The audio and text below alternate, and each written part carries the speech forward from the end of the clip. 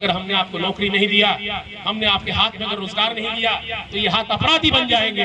मैं नहीं चाहता कि देश का युवा जो 60% देश युवा से चल रहा है वो हाथ अपराधी बने। चिंता नहीं की 19 का चुनाव जीतने के लिए माननीय प्रधानमंत्री ने 78-78 जवानों को बैरक में बंद करके पुलवामा जैसे हादसे में उड़वा दिया और इल्जाम लगा दिया पाकिस्तान पर। खाली पाकिस्तान का नाम आना चाहिए, हिंदू मुसलमान को भिखारी बनाकर रख दिया। अगर आप कल हो के अनाज बंद कर दोगे तो हम तो कमाने के लायक नहीं, हमको नकारा बना दिया। जो बाप बेटा को घर में बैठा कर खिलाता हो, कोई काम नहीं करने देता हो, वो बाप बेटे का बाप नहीं, बाप का बेटे का सबसे बड़ा दुश्मन है। हमें रोजगार, संविधान पे चलने वाले लोग, पिछड़ा के पिछड़ा दलित को जगाने वाले लोग, उनका पूरा जीवन कृष्ण भगवान की तरह जेल में कट रहा है और हम मुंह देख रहे हैं। हमें ऐसी सरकार के खिलाफ खड़े होना चाहिए और 24 में इसके पिछवाड़े पे लात मार के भगाना चाहिए। जो बार बार नोट बदलता है और एक दिन संविधान बदल दिया तो आपको वोट देने का अधिकार। इनकी समय पर शादी नहीं होती है, इनको घर बनाना है, इनको बहन की शादी करनी है, कमाई नहीं है। शॉर्टकट से कमाने के लिए हथियार लाकर नेपाल से बेच रहा है, चरस लाकर नेपाल से बेच रहा है, गांजा लाकर नेपाल से बेच रहा है और पुलिस पकड़ रही है। और बड़ी मेहनत से उन्होंने पढ़ाई की। भारत का पहला PhD स्टूडेंट है बाबा भीमराव अम्बेडकर, जिसकी आज मूर्तियां देश में तोड़ी जा रही है। तोड़ने वाले कौन है वो आप जानते हैं। मैं यही कहता हूं कि भीमराव अम्बेडकर ने अपने ईमानदारी के साथ देश के हर एक नागरिक को, हर एक समाज को अधिकार दिया है। उनको आपको जानना चाहिए कि उन्होंने आपके लिए क्या किया। उन्होंने आपके लिए बहुत कुछ किया। आपको पढ़ने का अधिकार दिया, आपको पढ़ाने का अधिकार दिया, सम्मान का अधिकार दिया, खेती का अधिकार दिया और चुनाव लड़ने का अधिकार दिया, चुनाव में वोट देने का अधिकार दिया, डॉक्टर बनने का अधिकार दिया। ये मनुस्मृति लिखने वालों ने नहीं दिया। इन्होंने तो आपको पाखंड दिया, आपको मूर्ख बनाया, चमत्कार के नाम पर आपको मूर्ख बनाया। देश चमत्कार से नहीं चलता है। ये चाइना चमत्कार से आगे नहीं बढ़ा है, मेहनत से आगे बढ़ा है, बलबूते से आगे बढ़ा है। भीमराव अम्बेडकर चमत्कार से आगे नहीं बढ़े, संघर्ष से आगे बढ़े, मेहनत करके आगे बढ़े, पढ़ लिख कर आगे बढ़े। हमें भी अगर आगे बढ़ना है तो हमें शॉर्टकट नहीं, हमें मेहनत पर भरोसा करना होगा, अपने बाजुओं पर भरोसा करना होगा। हमारी माँ बहनें बैठी हैं, मैं बहुत लंबा नहीं बोलना चाहता, समय नहीं है और लोगों को जाना भी है आगे। आजकल राशन के नाम पर आप लोगों को 4 किलो चावल और 1 किलो गेहूं मिलता है ना। ये कांग्रेस के समय में आपको 35 किलो मिलता था और आज आपको केवल चावल मिल रहा है और गेहूं मिल रहा है। कांग्रेस के समय आपको 35 किलो में आपको चावल मिलता था, आपको गेहूं मिलता था, 10 किलो 15 किलो चावल और 10 किलो गेहूं मिलता था, चना मिलता था, आपको अरहर की दाल मिलती थी और आपको चीनी मिलता था, नमक मिलता था और माचिस भी मिलता था आपको। उनके जमाने में 35 किलो मिलता था। आज आपको क्या मिल रहा है? 4 किलो चावल, 1 किलो गेहूं। अरे आप रोजगार दो ना। हम भी बासमती चावल और गेट ऑफ इंडिया जैसी चावल खरीद कर खाना चाहते हैं। मुझे भिखारी बनाकर रख दिया। अगर आप कल हो के अनाज बंद कर दोगे तो हम तो कमाने के लायक नहीं, हमको नकारा बना दिया। जो बाप बेटा को घर में बैठा कर खिलाता हो, कोई काम नहीं करने देता हो, वो बाप बेटे का बाप नहीं, बाप का बेटे का सबसे बड़ा दुश्मन है। हमें रोजगार चाहिए। आप आए थे कि हम 2 करोड़ युवाओं को रोजगार देंगे। आज 9 साल हो गया और 9 दूनी 18। कहाँ है 18 करोड़ नौकरियां? तो आज आप क्या दे रहे हो? 4 किलो चावल और 1 किलो गेहूं।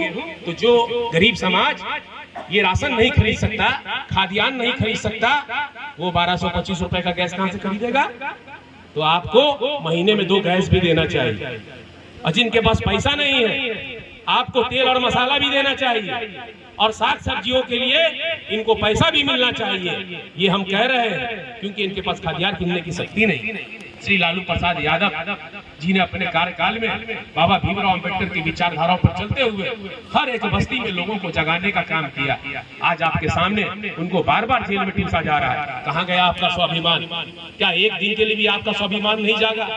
एक न्याय पर चलने वाले लोग, संविधान पे चलने वाले लोग, पिछड़ा के पिछड़ा दलित को जगाने वाले लोग, उनका पूरा जीवन कृष्ण भगवान की तरह जेल में कट रहा है और हम मुंह देख रहे हैं।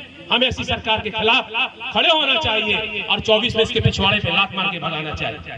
जो बार बार नोट बदलता है और एक दिन संविधान बदल दिया तो आपको वोट देने का अधिकार भी बदल देगा, आपका वोट देने का अधिकार खत्म हो जाएगा। इसलिए अगर वोट देने का अधिकार बचाना है, युवाओं का इस्तेमाल हो रहा है।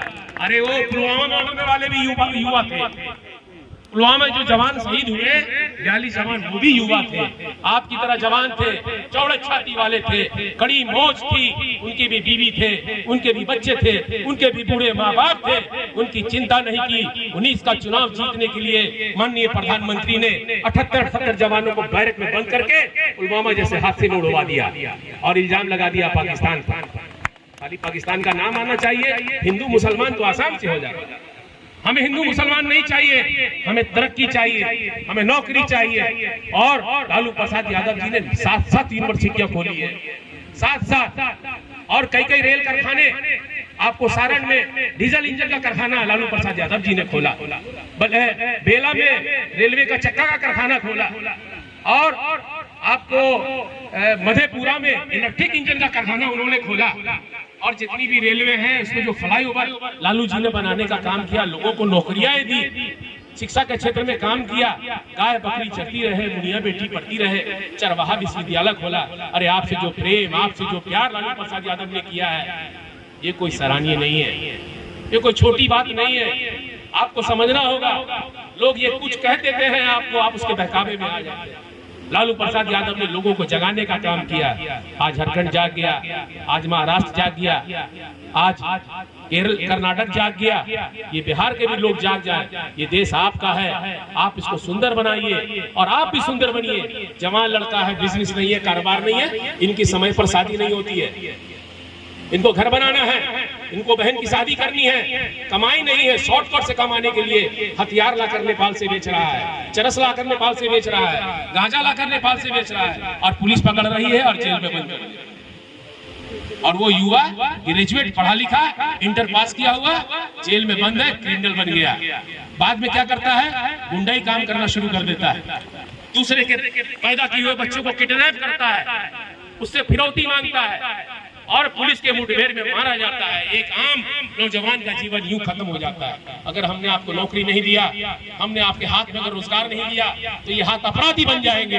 मैं नहीं चाहता इस देश का युवा, जो 60% इस देश युवा से चल रहा है, वो हाथ अपराधी बने, इस हाथ में हथियार हो, इस हाथ में वो हुनर होना चाहिए जो पूरी दुनिया को बता दे कि ये विश्वविद्यालय, नालंदा के अंदर जो विश्वविद्यालय था प्राचीन काल में, उस सरजमीन के, उस धरती के रहने वाले हम लोग युवा हैं। हम पूरी दुनिया में अपना नाम करना चाहते हैं, लेकिन पूरी दुनिया में हमारा नाम हो गया क्या?